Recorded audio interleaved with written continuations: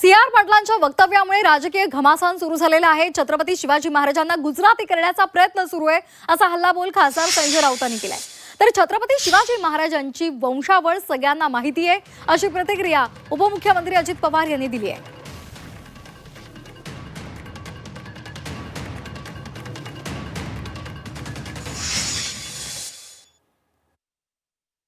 छत्रपती शिवाजी महाराजांना गुजराती करण्याचा प्रयत्न केला।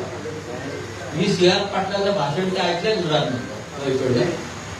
छत्रपती शिवाजी महाराज निजामी स्वराज्याचे मराठा साम्राज्याचे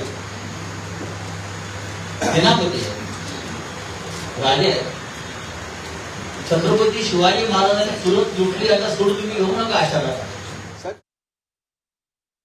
इत्थंभूत माहिती नसताना मी काही बोलणं उचित नाही, पण मला एवढंच माहिती आहे की महाराजांचा जो काही वंश आहे तो कशा पद्धतीनं ते भोसले घराणं आणि बाकीचा सगळा सातारची गादी हे सगळं आपल्याला माहिती आहे।